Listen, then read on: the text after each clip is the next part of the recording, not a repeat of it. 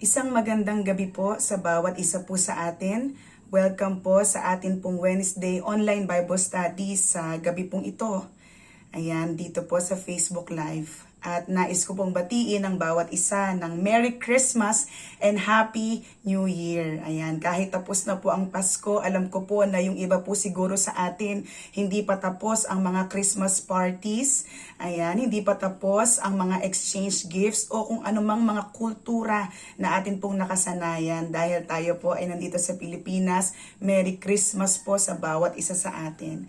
And syempre, dahil tayo pong lahat ay nakakilala sa Panginoon, tunay nga na talagang isang maligayang Pasko ang ating nararanasan. Amen po ba? Isang maaliwalas, isang mapayapa, isang malaya, amen, na buhay ang hatid ng Pasko sa ating mga nakakilala sa Panginoon. At syempre, sa gabing ito, nais nating patuloy na gamitin ang mga happenings or ang mga events na kagaya nito para patuloy na ituro at ipaalala sa bawat isa sa atin why we celebrate Christmas. Amen. Bagamat sa ating pong kultura, sa ating mga nakasanayan o nakagisnan, sa ating nakalakihan, amen po ba? Ang Pasko ay maaaring patungkol sa pamilya, sa mga reunion, sa pagsasama-sama, mga get-together ng mga magkakaibigan o ng mga mahal natin sa buhay.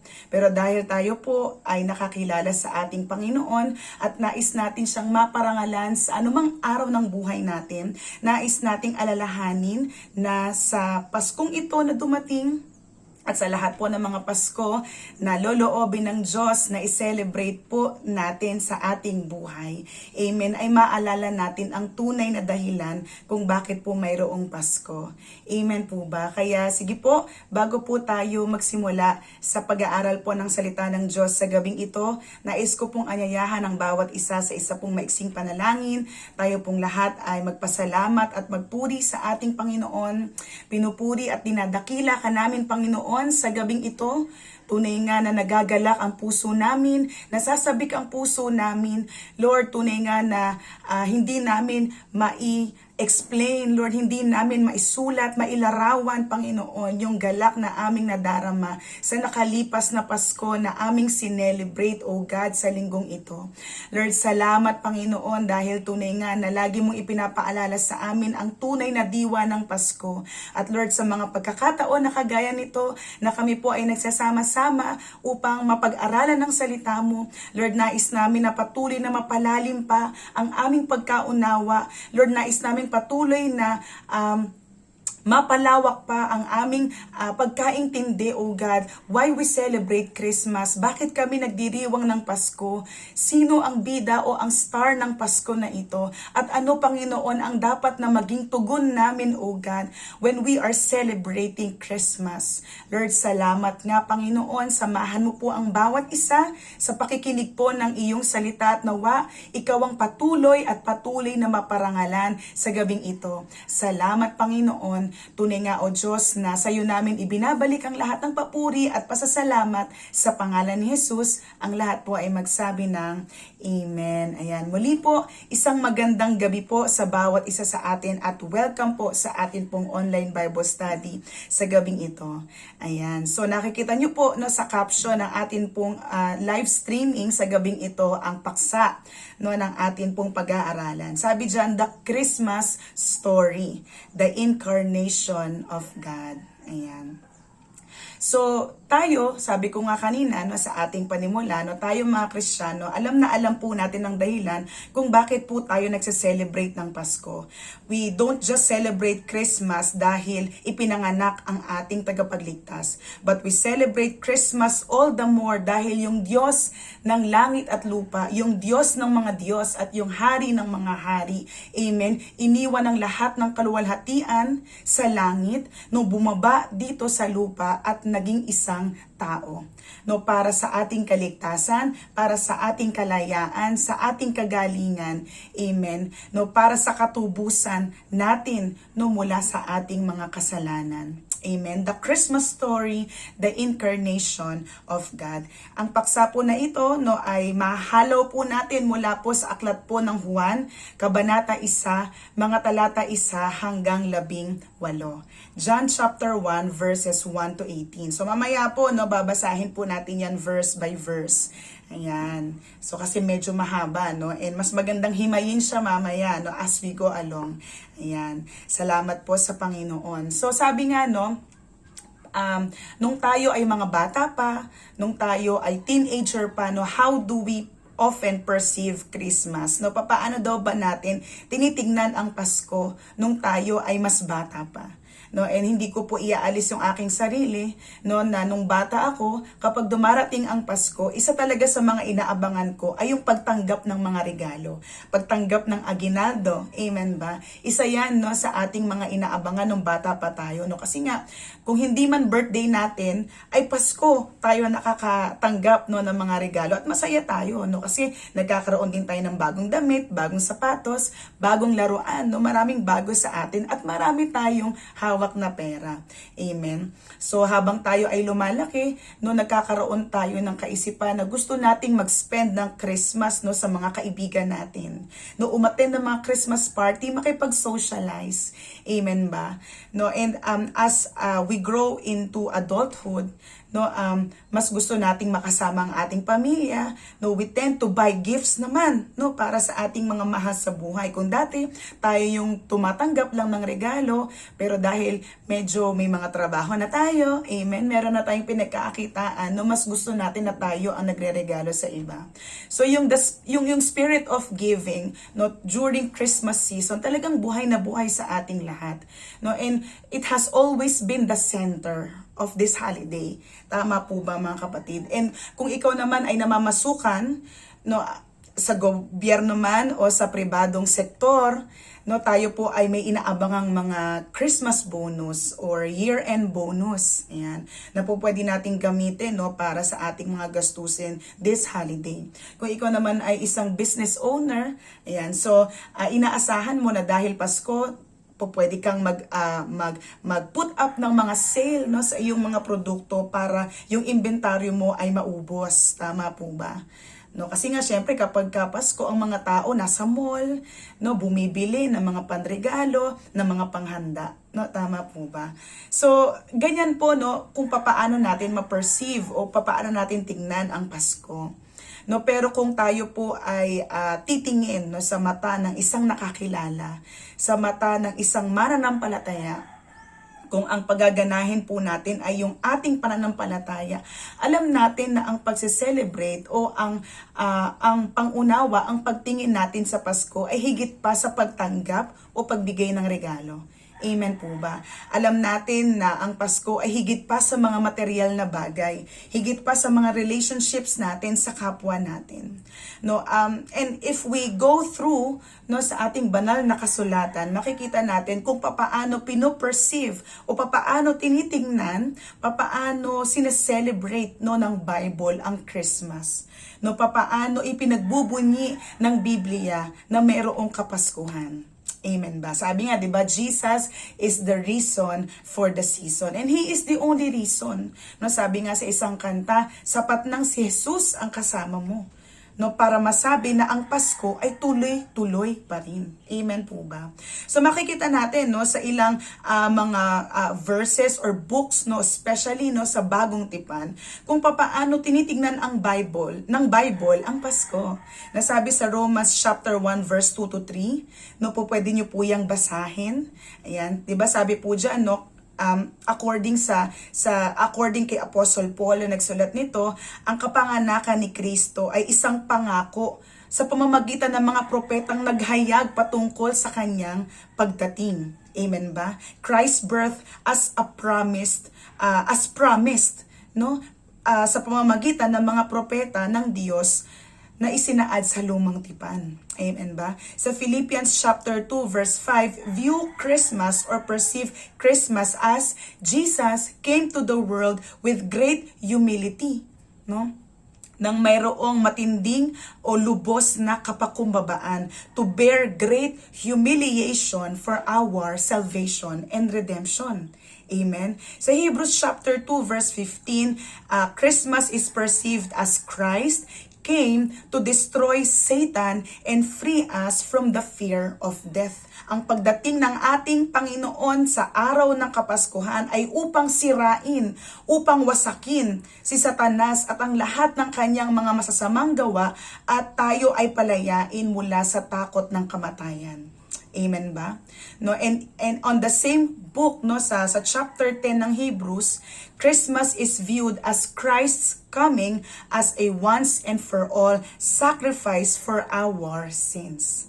Yan. So this is how the Bible perceive or view Christmas. No, at bilang mga mananampalataya, higit pa sa mga bagay na nabanggit ko kanina nung nagsimula tayo, ito ang dapat na maging una, no, sa ating pangunawa kung ang pag-uusapan ay ang pagsa-celebrate ng Christmas, that someone, at hindi lang siya basta-basta kung sino lang, pero ang isang dakila, makapangyarihang Diyos ng lahat ng bagay ay bumaba sa lupa, no, para sa ating mga kasalanan na mabayaran niya, no, tayo ay matubos at mabigyan tayo ng buhay na walang hanggan. And itong text po na ating gagamitin sa gabing ito sa aklat po ng Juan, no, chapter 1, no. Ito pong Book of John actually ay talagang kakaiba po siya, no, sa naunang tatlong gospel accounts, no, patungkol kay Jesus. Kung yung unang tatlong gospel accounts, it talks about Jesus' genealogy, amen ba? And it talks more about Jesus' works and earthly ministry. Although makikita din naman po natin yan mostly, no, sa Book of John. Pero dito makikita natin sa Book of John na talagang binigyang diin ni Apostol Juan kung sino talaga si Jesus. Ano ang layunin niya, no, kung bakit siya bumaba sa lupa. And chapter 1 pa lang po, no, mga kapatid, ay binigyang linaw na po sa atin why Christ came to the world. Amen po ba? And it presents the story of Christmas way different than the first 3 gospel accounts. Christmas here was not seen historically. It was not seen historically but theologically. No, as it answered the question, what child is this? Di ba? Meron pong Christmas song about this, di ba? What child is this? Or in sa tamang pagtatanong, who really is this child? Sino ba talaga ang batang ito na ipinanganak? Sino ba talaga ang taong ito na dumating sa isang madilim at malamig na mundo? So meron po akong 6 na bagay na nais pong ihayag sa bawat isa sa atin, no, para mabigyan po natin ng pakahulugan, para maisalarawan po natin anong klase o anong uri ng tao, anong uri ng persona ba itong tao na ito, itong batang ito na dumating para sa atin. And hindi ko na po ito patatagalin, no, mga kapatid. Sabi po sa number 1, He is the eternal one. Christ is the eternal one. So mababasa po natin yan sa aklat ng Juan, kabanata 1, mga talata 1 hanggang 3. Ayan, sabi po dito sa verse 1, In the beginning was the Word, and the Word was with God, and the Word was God. He was in the beginning with God. All things were made through Him, and without Him was not anything made that was made. Yan, yan po ang sinasabi, no, sa verses 1 to 3. No, makikita natin yung parallelism na ginamit ni Juan, ni Apostle John, no, dito sa verse 1 pa lang ng John chapter 1, na ito ay nakaparallel, no, sa Genesis chapter 1 verse 1, in the beginning, sa pasimula, nung hindi pa nalalalang ang lahat ng bagay. In the beginning, hindi ba pagka binasa natin yung Genesis chapter 1 verse 1, in the beginning, God. No, nung pasimula pa lang, ang Diyos ay naroon na. Amen ba? At dito, no, ginamit ni Apostle John, no, ang kaparehong phrases na in the beginning, no, para bigyan ng highlight, para bigyan ng emphasis ang pre-existence ng salita o ng word na tinukoy po dito. It highlights the pre-existence of the word. Na bago man malalang o bago man magkaroon ng buhay sa sansinukob o sa sanlibutang ito, mayroon nang nabubuhay. Eternally existing. No, at ito ay walang iba kundi ang ating Panginoong Hesus, ang ating Kristo. No, siya po ang tinutukoy na word dito, mga kapatid. It denotes that the second person in the Trinity has always existed even before the universe began. No, he has always existed. No, siya ay buhay na. Siya ay may hininga na. Siya ay gumagalaw na. No, bago pa man magkaroon ng sansinukob. Amen po ba? And in here, no, makikita natin, no, dito sa first chapter pa lang ng Book of John, it did not include Jesus human analogy, human genealogy, no, kung saan nagmula, no, sino ang mga ninuno ni Jesus, kung ang pag-uusapan ay ang kanyang humanity o ang pagiging tao. But it talks about Jesus deity, no, ang kanyang pagiging divine, ang kanyang pagiging Diyos, where dahil siya ay Diyos, no, wala siyang genealogy, wala siyang pinagmulan, no. He is from everlasting. Amen. He is from the everlasting past. Amen. Sabi diyan, in the beginning was the Word. Nung pasimula na pa lang ay mayroon ng salita. Hindi ba, no, kung babalikan natin muli, no, ang Genesis chapter 1 verse 1, makikita po natin doon na sa pasimula pa lang, no, ang Diyos sa pamamagitan ng kanyang salita ay nagkaroon ng liwanag. God said, "Let there be light," and there was light. Amen ba? So sa pasimula pa lang, no, ng pagkalikha ay naroroon na daw ang salita. Ito pong word na tinutukoy po dito ni Apostle John ay hinalaw niya ito, no? Ang pinanggalingan po nito ay mula po sa Old Testament vocabulary, no, at sa Greek philosophy. No, meron pong rason si Apostle John kung bakit ito yung eksaktong word na kanyang ginamit para i-describe ang Kristo, no, para isalarawan kung sino ang Diyos. No, and sa Greek philosophy, no, pag sinabi kasing word, it means divine reason, it means mind, and sometimes it means wisdom. Word as where God's word brought the world into being. No, yun po yung sinabi ko po sa inyo kanina. No, nagsalita ang Panginoon, nagpakahayag ang Panginoon na magkaroon ng liwanag at nagkaroon nga ng liwanag. No, at ang word po na ito, no, ang siyang ginagamit din ng ating Panginoon para i-express ang kanyang sarili sa tao. Amen. It is a form of communication about His purposes and about His character. No, makikita po natin yan sa Psalm chapter 33 verse 6 and Psalm 107 verse 20 and even in Proverbs 8 verse 27, and made it to refer to a person. No, ginamit 'yon para i-refer, no, para ituro, no, para i-describe, no, para isalarawan ng isang persona, ang isang nilalang, no, walang iba kundi ang ating Panginoong Hesus. So basahin po natin, no, sa Hebrews chapter 1 verse 2. No, ano po ang sinasabi po dito, no, patungkol sa ating Panginoong Hesus na siyang salita. Ayan, sabi dyan sa sa verse 2, "But in these last days, He has spoken to us by His Son, whom He appointed the heir of all things, through whom also He created the world." Ayan. No, dito po nagmula, no, ang salitang ito. So the term word was strategically used to be a bridge of language both to the Jews, referring to the usage of the Old Testament vocabulary, and to the unsaved Greeks. No, kung bakit ginamit ni Juan, no, ang Greek philosophy or ang Greek word na word. Ayan. No, nais ni Juan, no, na hindi lang ang makaintindi nito ay ang mga Hudyo lang. No, nais ni Juan na ang makaintindi din nito ay ang mga Griego. Amen po. Amen. So dito, no, gusto niya na hindi lang ang mga Hudyo ang makarinig, no, kundi ang mga Griego din.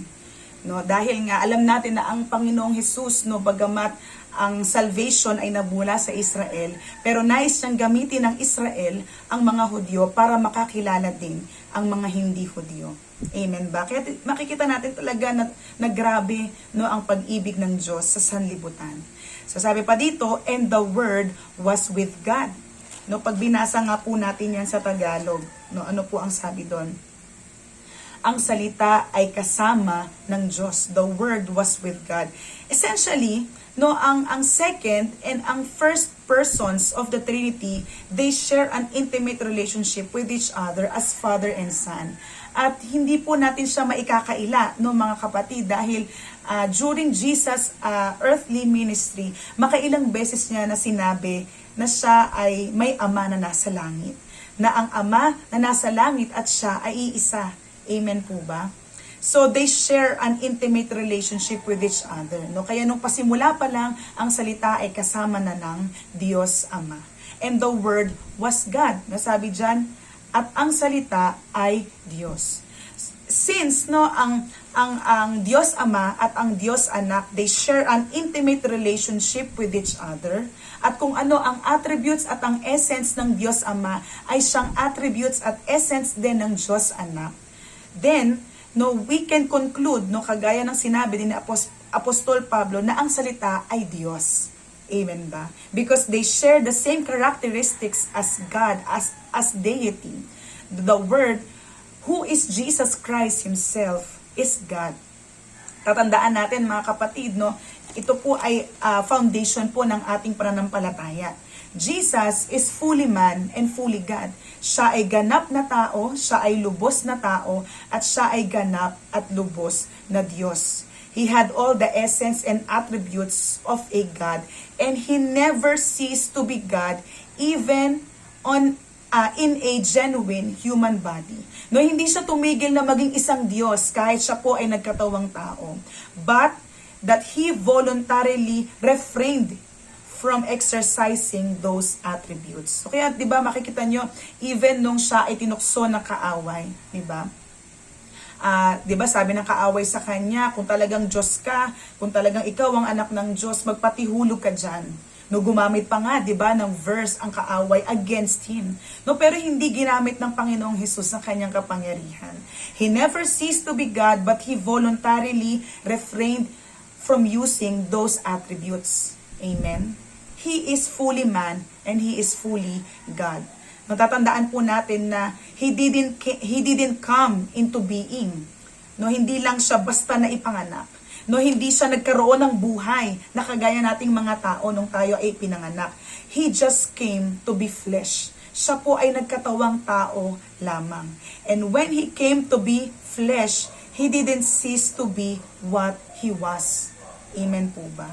So the Word was God. Amen. Ano po ang sinasabi po dyan? He was in the beginning with God. No, ito po ay inulit lang, no, bilang pagbibigay ng emphasis sa atin that Jesus is the eternal one. He is the everlasting Father. Hindi ba? Makikita natin yan sa Book of Isaiah. Pasimula pa lang, bago pa likhain ang sansinukob, ang ating Panginoong Hesus ay buhay na, humihinga na, kumikilos na, no, existing na. Amen po mga kapatid. Sabi dyan, all things were made through Him, and without Him was not anything made that was made. No, dito makikita natin na dalawang paraan, no, yung ginamit ni Apostle John, no, para bigyan ng linaw din sa atin na talagang ang lahat ng bagay, dahil nga si Jesus ay eternal one, ang lahat ng bagay ay nalikha sa pamamagitan niya at para sa kanya. No, dahil sa kanya. Amen. It was declared in a positive and negative sense. Sabi doon, in a positive sense where, sabi doon, all things were made through Him. Ang lahat ng bagay, name it, no, ay inilikha sa pamamagitan niya. And secondly, in a negative sense, sabi dyan, and without Him was not anything made that was made. No? Made sure ni Apostle John na wala siyang nakalimutan. No, walang exemption sa creation. No, walang exemption, no, sa pre-existence ng ating Panginoong Hesus. No? He emphasizes that Jesus Christ is eternal and was already present before the creation of the world. No, kaya nga pag binasa po natin yung Proverbs 8 verse 27 to 30, makikita natin how Jesus was God the Father's agent or instrument or katuwang, no, in the creation of the universe. No, kasama siya, no, ng Diyos Ama ng likhain ang sansinukob. No, kaya tatandaan po natin that since Jesus is the eternal one Jesus, as the Word, already existed before everything else was created. He was equal with God in all essence and attributes and was in fact God. And still, God, no, sa panahon po natin ngayon, and will always be God. Amen po ba, mga kapatid? So number 1, He is the eternal one. Secondly, He is the revealed one. So makikita natin yan no, sa verse 4 and verse 5. Sabi dyan, in Him was life, and the life was the light of men. Verse 5, the light shines in the darkness, and the darkness has not overcome it. No, himay-himayin po natin mga kapatid, na sabi sa verse 4, in Him was life. No, mula sa Kanya, sa pamamagitan niya, no, ay buhay. Tatandaan natin, no, ang ating Panginoong Hesus, He is not just the source of life. No, kagaya ng binanggit niya no, sa John chapter 10 verse 10, I came to give life.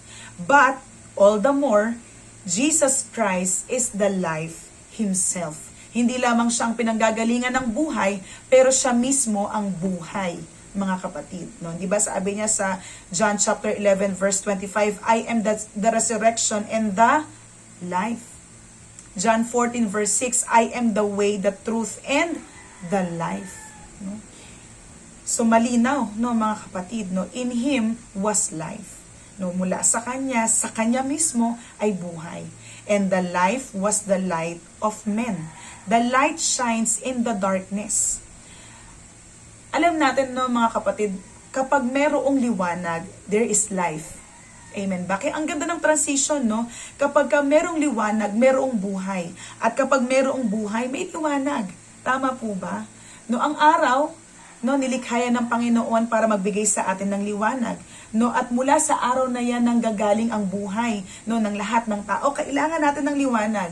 Kailangan ng mga hayop ng liwanag. Kailangan ng mga halaman ang liwanag. No?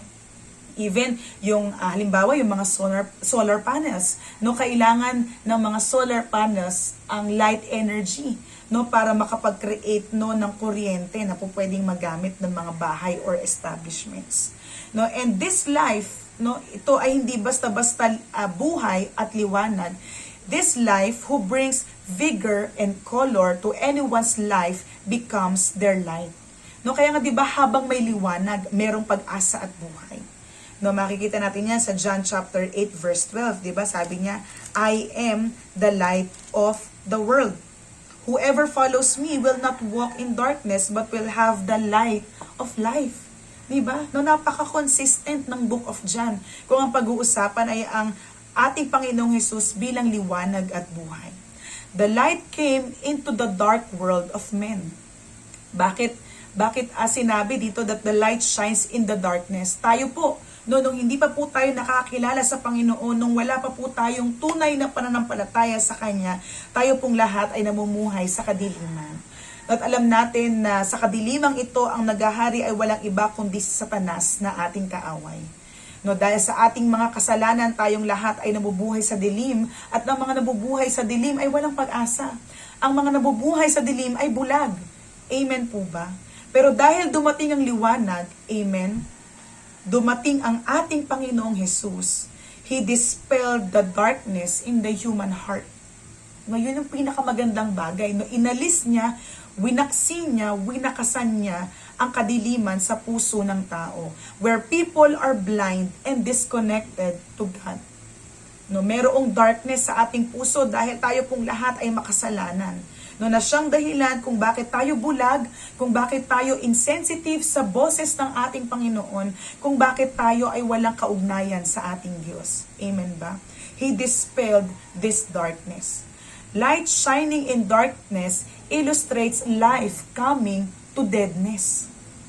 Sabi dito, yung liwanag na nagniningning sa kadiliman ay nagbibigay ng pagsasalarawan ng buhay na dumating sa mga patay. No, napakagandang analogy mga kapatid. Sabi diyan no sa verse 4, and the darkness has not, or verse 5, and the darkness has not overcome it. Dumating ang liwanag, no, at siya ay nagningning sa kadiliman, at ang kadiliman kailanman ay hindi siya napagtagumpayan. 'Di ba sabi nga no sa 1 John, in him there is no darkness at all. No, saan po kayo nakakita no na kahit yung pinakamaliit na liwanag ng posporo o ng kandila no ay nagawang mapagtagumpayan o ma-overcome ng dilim. Kahit gaano kaliit yung liwanag, no, mag-i-illuminate yan, magniningning yan no, sa kadiliman. No, lalong higit no, ang ating Panginoong Jesus. Jesus as light cannot be overcome by darkness. Yes, namatay siya sa krus ng Kalbaryo na akala ng kaaway ay siyang katapusan at pagkatalo ng ating Panginoon, pero hindi niya alam. No, yun ang ultimate victory ng ating Panginoon to dispel the darkness in the hearts of people completely. Amen. Amen. Thank you, Lord. Kaya sabi dito, Jesus was the revealed one as being the light that shines in the darkness. That's number 2, mga kapatid, the revealed one. Sa pangatlo, the promised one. The eternal one, the revealed one. Pangatlo, the promised one, ang ipinangako. Ayan. No, alam niyo po ang ating Panginoong Hesus, no, siya po ang nag-iisang pangako na kailanman ay hindi napako. No? Hindi man natin kayang sukatin o bilangin kung gaano katagal ang time frame ng Panginoon. Pero dahil siya mismo ang nangako, alam natin na hindi po iyon mapapako. No, at salamat sa Panginoon dahil hindi napako yung pangakong yon. Dumating ang tagapagligtas para sa ating lahat. At sa pagtatapos ng panahong ito, sa pagtatapos ng mundong ito, muli po siyang babalik. Amen. He is the promised one. So basahin po natin no, yung verses 6 to 8. Sabi dyan, there was a man sent from God whose name was John. He came as a witness to bear witness about the light that all might believe through him. Verse 8, he was not the light but came to bear witness about the light. Ayan. So dito no parang merong konting commercial. Ayan. Merong konting segue no para bigyang linaw na ang ating Panginoong Hesus talaga ay siyang ipinangako from the eternity past.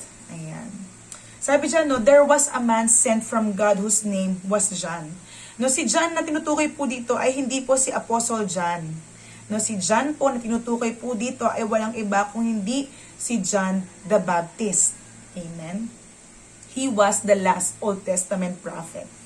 And sabi nga no sa Matthew 11 verse 11, walang katulad si John the Baptist no sa lahat ng mga naging propeta.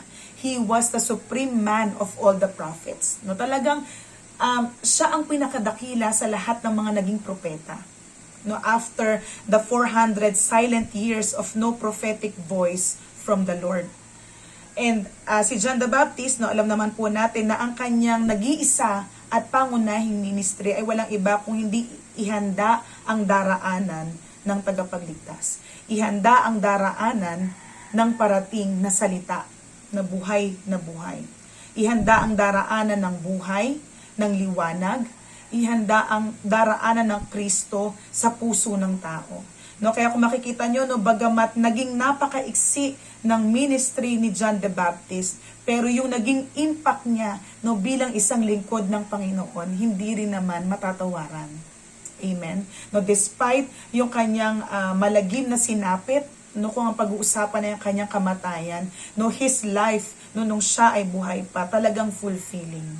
No, at talagang nagawa niya kung ano ang ipinag-uutos ng Diyos sa kanya. No, he prepared the way of the Lord. Amen ba? No, sabi dito, he came as a witness. No, ito ang kanyang ministry. No, para maging saksi, magbigay ng patotoo. Amen? Para ihayag na may Kristong darating. To bear witness about the light that all might believe through him. No, makikita po natin yan no, sa Matthew chapter 3 verse 12. So basahin lang po natin, no? Sabi po diyan sa verse 12 o verse 11, sabi po ni John the Baptist, I baptize you with water for repentance, but he who is coming after me is mightier than I, whose sandals I am not worthy to carry. He will baptize you with the Holy Spirit and fire. No, sabi po diyan. And binanggit din po yan no, sa John chapter 1, no, verse 16. Ayan. Sabi diyan, no, verse 27. Sorry po, sabi diyan, even he who comes after me, the strap of whose sandal I am not worthy to untie. Ayan. So dito po no sa verses na binasa ko, yung mga preceding verses po dito, no, malinaw na binanggit ni John the Baptist na hindi siya ang Kristo, hindi siya ang Messiah, hindi siya ang hinihintay na tagapagligtas na parating. Hindi siya yung hinihintay na ruler ng Israel. No, kaya nga sabi diyan, no, he was not the light, but came to bear witness about the light. He is the witness to announce the coming of the light, and he identified himself as someone unworthy to untie Christ's sandal or to carry, no? Dalhin man lamang, no, or alisan man lamang, no, ng tali ang sandalyas ng Kristo. And he declared Christ's promotion and his demotion. Kaya nga 'di ba sabi niya sa John chapter 3 verse 30, he must increase and I must decrease. Yan. So, siguro, no, maaaring maisip ninyo, bakit ganoon kahalaga yung ministry ni John the Baptist? No, hindi ba kaya ng Panginoon na i-reveal ang kanyang sarili? No, bakit kailangan gumamit pa siya ng isang tao na mauna sa kanya, no, para ihanda ang daraanan niya at para maihanda ang tao na tanggapin siya, no, at kilalanin siya, no, bilang kanilang tagapagligtas, no? Halimbawa, no, kailangan mo bang sabihin sa ibang tao na ang ilaw ay bukas kung nakikita mo naman? No, kaya nga lang mga kapatid, ang problema, ang tao po spiritually blind. No, nabanggit ko na po iyon sa inyo kanina. Because there is darkness, no, sa mundong ito. We are living in a dark world. Our minds, our eyes, and our hearts are darkened. We are blinded, no, because of our sin. No, at ang isang taong bulag, no, kahit na ilang ilaw ang buksan mo, kahit tapatan mo pa siya ng flashlight sa mukha niya, kung bulag siya, hindi niya yon nakikita.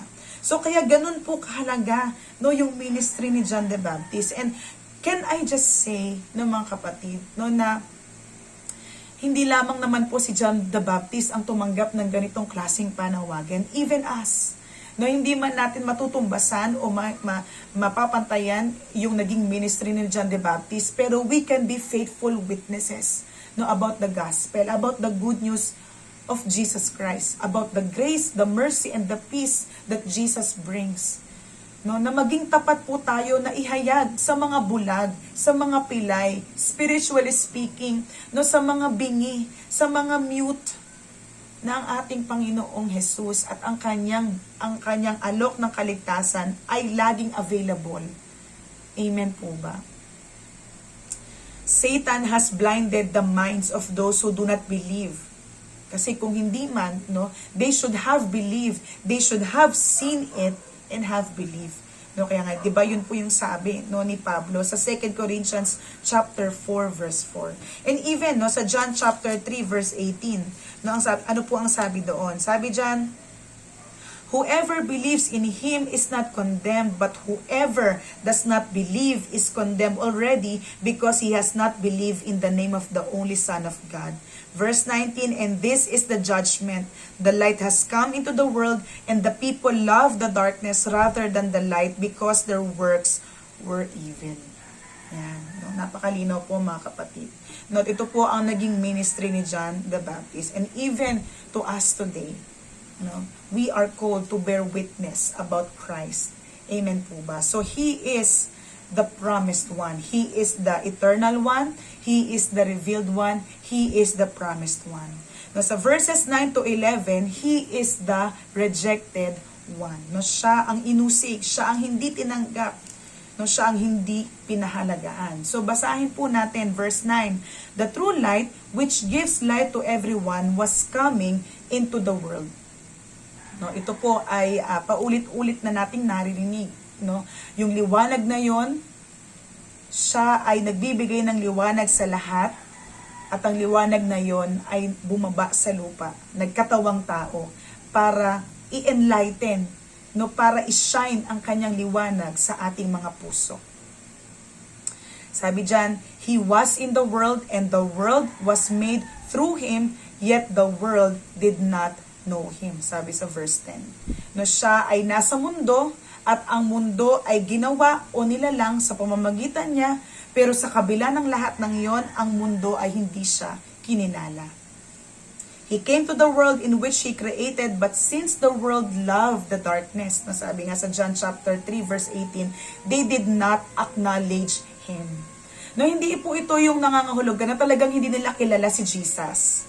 No, kasi nakasalamuhan nila si Jesus. No, nalaman nila kung ano ang mga naging work, ano ang ministry, ano ang mga miracles na ginawa ni Jesus nung siya ay tao pa.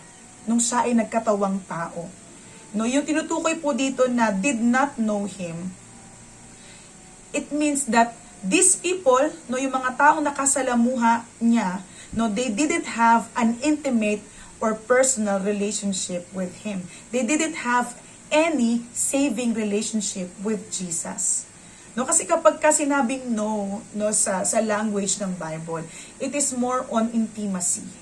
No, not just a sexual intimacy, no, kagaya nung Adam knew Eve, no, kasi that was sexual intimacy. No, but in a general term, intimacy, no, yung talagang closeness, yung pagiging malapit, no, yung pagiging isa. Yan, no, wala sila nun, no. Although kilala nila, head knowledge, no, ang ating Panginoong Hesus, but by heart, they did not know Him. And dito, no, maaaring ang tinutukoy dito ni John ay ang bansang Israel. For we know na most of them, no, if not, no, ang mga Hudyo ay hanggang ngayon, no, iniintay pa rin nila ang Kristo. And maybe at some point, because they have missed the first coming of Christ, no, dahil siguro sa humiliation, dahil siguro sa frustration na hindi nila kinilala, no, ayaw talaga nilang i-recognize na si Jesus at all. No, it may be the nation of Israel, but you know, no, mga kapatid, we know that the Israel is also a symbol of the whole world of rejectors. No, kung ang isang tao ay hindi kumikilala kay Kristo, sinisimbolize niya ang Israel, o ang Israel ay sumisimbolize rather, no, ng tao na yon na hindi kumikilala kay Kristo. So he was the rejected one. Although he was from eternity past, although he was revealed, no, by the prophets, no, he was revealed by the Holy Spirit, and though he was promised from a long time ago, he was still rejected. Yan po yung pang-apat. Pang-lima, he is the saving one. Nabasahin po natin yung verses 12 to 13. Sabi dyan, but to all who did receive him. No, ito yung turning point, no, ng rejection. But, pero, ngunit. But to all who did receive him. But to all who did not reject him. But to all who did not abandon their faith, no, but acknowledged him, recognized him, received him, perceived him, who believed in his name, he gave the right to become children of God. Who were born not of blood, nor of the will of the flesh, nor of the will of man, but of God. Sabi sa verse 13. Kaya nga dito, no, despite the rejection of the true light, despite the rejection of the life, despite the rejection of the eternal, revealed, and promised one, it did not stop him from bringing salvation. Despite the rejection, there is still salvation available to all who will believe. And this brings blessing, no, sa lahat po ng mga talagang kikilala at tatanggap sa Kanya. The believers becoming a child of God. No, kaya nga talagang hindi po lahat na nagsasabing sila ay anak ng Diyos ay tunay silang anak ng Diyos. No, ang tunay na anak ng Diyos, no, sabi dito, ay yaong mga tumanggap sa Kanya. Silang mga nanampalataya sa mabuting balita. Silang mga nanampalataya at nagtiwala sa saving work ni Jesus Christ, no, sa pagdating ng ating Panginoong Hesus para sa kamatayan, para sa katubusan natin mula sa ating mga kasalanan. No, kaya nga, despite the fact that all religions, no, lahatin na natin mga kapatid, ang ultimate question na gusto po nilang sagutin is to know God, know who God is, no, at sino ang Diyos sa kanilang buhay. No, these religions demonstrate, no, that men want to know God, pero alam natin na walang anumang instrumento ng tao or approaches ng tao o religion ng tao ang nakapagturo sa kanila kung sino ang Diyos, no?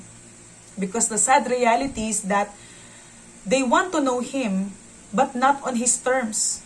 They want to know God according to His terms, according to their terms. No, gusto nilang kilalanin ang Diyos batay sa convenience nila.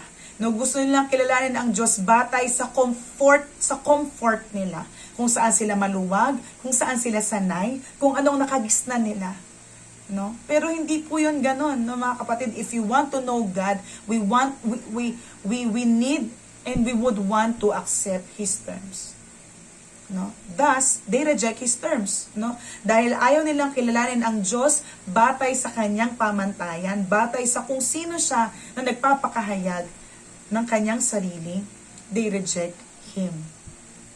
But to those that accepted His terms, they became children of God. Not just as friends, not just as associates, no, not just as acquaintances, not just as members of society, no, but as sons, bilang mga anak. No, kaya ito yung blessing, no, ng lahat ng mga kumilala sa Kanya. And the whole point of the coming of the Word, which is the Logos, no, the Word, was to bring people into intimacy with the living God. No, yan ang purpose ng Panginoon, no, para magkaroon tayo ng connection muli sa ating Panginoon. Maging daan siya, maging tulay siya, amen, maging paraan ang living Word na ito para tayo ay magkaroon ng personal relationship sa ating Diyos. We are drawn into intimacy that His fullness dwells in us and that we possess the divine nature. He made us His children. Ngayon, tatandaan natin, no, itong right na to, itong opportunity na ito, itong blessing na ito, hindi po ito nangyari dahil ito ay minana natin. Tatandaan po natin yan. No, o dahil ginusto natin, no, walang naghanap sa Diyos sino man, mga kapatid, o dahil tayo ay nauhaw sa Kanya, naghanap sa Kanya. No, hindi natin ito natanggap dahil sa paraan ng tao, dahil sa relihiyon o kung anumang mga instruments ng tao, no, para ito ay mangyari. It was possible because God is sovereign. No, and God is sovereign in giving it to us. No, kaya nga 'di ba sabi doon sa verse 13, who were born not of blood, nor of the will of the flesh, nor of the will of man, but of God. Ang Diyos pa rin, no, ang gumawa ng paraan. No, kaya He is the saving one. Amen po ba, mga kapatid? And lastly, no, He is the glorious one. No, He is the eternal one. He is already existing, no, from eternity past. Amen. He is the revealed one. No, He is the light coming into the dark world. Amen. He is the promised one, promised from long time ago, no, through the prophets, no, of the Old Testament. He is the rejected one. He is the saving one. And lastly, He is the glorious one. Nasabi po sa verse 14, and the Word became flesh and dwelt among us. No, ito yung pinakamagandang bahagi, mga kapatid, no, ng text na ito na ating binasa. He was in the beginning. He was in the beginning with God. Amen. And He was God. All things were made through Him. And sabi nga dyan, no, and without Him was not anything made that was made. No, He came into the world to bring light into the darkness. Amen. And this Word became flesh. Siya ay nagkatawang tao at siya ay namuhay kasama natin. Naging tulad natin. Nagkaroon ng emosyon kagaya natin. Nasaktan kagaya natin. Nagutom kagaya natin. No, tumanggap at nakaranas ng mga pain and suffering kagaya natin.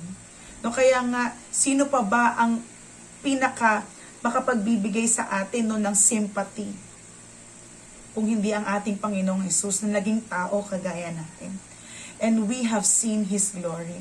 No, dito, no, it shifted sa personal testimony na ni Apostle John. Nakita niya firsthand. Actually, no, isa nga siya sa mga nasa inner circle ng ating Panginoong Jesus. We have seen, sabi ni Apostle John, I have seen His glory firsthand. No, maraming pagkakataon, His miracles, His works, His word I have heard. Yan. The glory as of the only Son from the Father. No, nakita nila yung radiance ng Diyos Ama sa katauhan ni Kristo. Nakita nila yung character, yung attributes ng Diyos Ama, no, sa persona ni Kristo. Nakita nila sa isang visible na God-man, ang ating Panginoong Jesus, yung invisible God, who is full of grace and truth. Sabi dito sa verse 15, John bore witness about Him and cried out, "This was He of whom I said, He who comes after me ranks before me because He was before me." Verse 16, "For from His fullness we have all received grace upon grace." Alam nyo, dahil ang ating Diyos ay fully man at fully God, no, can I just emphasize more that He is fully God? Yung fullness ng character ng Panginoon as love, as gracious, as merciful, as just. Lahat ng yon ay naranasan natin sa pamamagitan ni Kristo. At hindi natin magagawang bilangin ang grace na yon, mga kapatid. Kaya, grabe. Ang ginamit dito ay grace upon grace. Si Pablo, sa 1 Timothy chapter 1 verse 15, nung binigyan niya ng pagsasalarawan kung ano ang Christmas. Sabi doon, yung pagdating ni Kristo sa mundong ito ay para iligtas ang makasalanan na kung saan siya ang pinaka malala. Of whom I am the chief, of whom I am the worst. And yet, tayo, kasama ni Pablo at ang lahat ng mga sumampalataya sa Kanya, we have all received grace upon grace. Amen. Nakakaiyak ang grace ng Lord. Amen po ba? Nakakaiyak yung kabutihan ng Lord sa ating buhay. He sacrificed so much, ng mga kapatid, to the point of taking the form of a man and become like us. Not in character, of course, na dahil tayo ay makasalanan, but the pain that caused us because of our sin. No, kasi alam niyo mga kapatid, ang lahat ng paghihirap ng tao sa mundong ito, name it, sakit, financial poverty, no, ang lahat ng ito, no, ang pinagmulan nito ay dahil nahulog tayong lahat sa kasalanan. And Jesus, because He is the light, He dispelled all this darkness sa ating buhay. So that, pag dumating yung tamang panahon at nakasama natin siya, di ba, ang pangako niya, there will be no more pain, there will be no more sickness, no more poverty, no more tears. Amen. Because from His fullness, we have all received grace upon grace. Okay, sabi niya sa verse 17, "For the law was given through Moses, grace and truth came through Jesus Christ." No, John 14 verse 6, "I am the way, the truth, and the life." Amen ba? Verse 18, "No one has ever seen God, the only God who is at the Father's side, He has made Him known." No, kaya nga 'di ba sabi ni Jesus, no, ang Ama at ako ay isa. No, kaya kung nakita niyo ako, kung nakasama niyo ako, nakasama niyo na rin ang Ama. No, kasi nga sila ay iisa. No, walang sino man ang nakakita sa Diyos, pero sino man ang tumanggap kay Kristo, walang sino man ang nakaranas sa Diyos, pero ang sino mang tumanggap kay Kristo, amen, ay naranasan din ng Diyos Ama. Amen. Sabi dyan, the Word, the Eternal One became the revealed one because He was the promised one. And though He was the rejected one, He is the saving one. And now, the glorious one. Yung isang bagay o yung bagay na ginawa ng Panginoon taking the form of a man, it is a glorious thing. Walang sino man ang gagawa nun, no? At yung inialay ng Panginoong Hesus, yung buhay niya para sa atin, no, walang sino man ang makakagawa nun. No? Nag-iisa lang talaga siya, mga kapatid. It is that word, that eternal power and will and mind and wisdom of God who was made flesh. The infinite becomes finite. The invisible become visible. God became man. The powerful, creative, divine force that was the cause of everything has taken on human flesh. No, kaya nga po sa ating pagkatapos, in Jesus Christ, the unknowable becomes knowable. Na dahil siya po ang naging paraan natin, siya po ang naging daan natin para makilala natin ang Diyos Amang nasa langit. The invisible becomes visible. No, because He is the image of the invisible God. No, He is the radiance of God the Father. Amen. The transcendent becomes intimate. No, yung para bang malayo, yung para bang hindi mo ma-reach, ay naging intimate. Yung para bang napaka-impersonal, ay naging personal sa atin. The untouchable becomes touchable. And alam natin na sa pagkilos, sa paghaplos, sa paghipo ng Panginoong Hesus sa buhay natin. Amen ba? Tayong lahat no ay nagkakaroon ng kapayapaan at kalayaan. The unreachable becomes embraceable. No, yung sa tingin natin ay mahirap abutin, mahirap hawakan man lang, no, dahil sa ating Panginoong Hesus, no, ay nagawa nating mayakap. Spiritually speaking. And God is never again a stranger to a believing heart. No, kaya salamat sa Panginoon. No, tayo po ay minsang naging kaaway ng Panginoon, pero dahil sa ating Panginoong Hesus, tayo ay ginawa pang mga anak ng Diyos Ama. Amen po ba? Nawa po tayo pong lahat ay marami pong natutunan sa gabing ito. Tayo pong lahat ay sumaglit na yumuko at manalangin po tayo ng may pagpapasalamat at pagpupuri sa ating Panginoon. Salamat o Diyos sa gabing ito, sa isang panibagong pagkakataon na kami po ay matuto at magkaroon ng labis na kaunawaan patungkol sa iyong salita. Tunay nga Lord na anumang season ng buhay namin, anumang happenings, Lord, sa buhay namin, it's always an opportunity to elevate your gospel. It is always an opportunity to promote the good news of salvation. And Lord, lalong higit na ngayon that we had just celebrated Christmas. Lord, tunay nga na salamat kasi alam ko po na mas hinighlight nito, hinighlight ng pananampalataya namin kung sino kang talaga na siyang dumating para sa amin. Lord, na bagamat ikaw ay mula sa pangwalang hanggan, Panginoon, Lord, you became a man. Lord, you have dwelt among us, O God. Lord, you have given your life for us. Lord, despite, Lord, you are rejected, Lord, hallelujah. Because of this rejection, Panginoon, Lord, we have been accepted. Kami po ay tinanggap. Kami po ay napabilang sa iyong pamilya. Lord, salamat. Oh God, Lord, na itong Paskong ito, Lord, hindi lamang namin ngayon aalalahanin, Lord, na ikaw ay naipanganak. Pero Lord, mas aalalahanin namin, Lord, yung dahilan at yung purpose, yung layunin, O Diyos, ng pagparito mo sa mundong ito.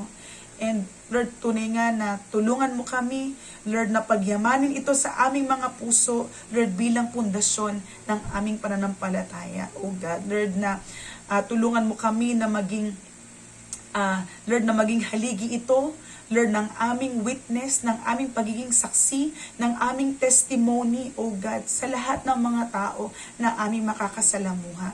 Salamat, Panginoon, maging sa bawat isa, O God, Lord, na nakasama ko sa pag-aaral ng salita mo. Lord, now that we are ending this year, Panginoon, this 2023 year, Lord, and as we face another year, the year 2024, Lord, alam namin na marami kaming kakaharaping mga pagsubok. Alam namin na marami kaming kakaharaping mga suliranin. Lord, hindi namin basa, hindi namin nahuhulaan o naiintindihan, Lord, yung mga mangyayari sa panghinaharap. But Lord, despite all this uncertainty, Lord, we have a certain God with certain promises in store for us. Lord, salamat. Alam namin that, Lord, as we welcome 2024, oh God, Lord, patuloy na magagawa din namin salubungin ng may joy, ng may peace, oh God. Lord, ng may faith, Lord, ang lahat ng mga bagay na ipahihintulot mo po sa aming buhay. Salamat, Panginoon. And even sa gawain ito na malaya mo pong nagagamit, Lord, to elevate, to promote, to exalt, oh God, Lord, ang salita mo, Lord, lalong higit, Lord, ang kabanalan mo sa lahat ng mga nakakapakinig. Lord, continue to use it for your glory in the year to come. Salamat, Panginoon. Tunay nga na sa iyo namin binabalik ang lahat ng papuri at pasasalamat. Sa pangalan ni Jesus, ang lahat po ay magsabi ng Amen. Muli po, isang magandang gabi po sa ating lahat. Merry Christmas and a Happy New Year. Happy 2024 po sa bawat isa po sa atin. To God be the glory. Amen.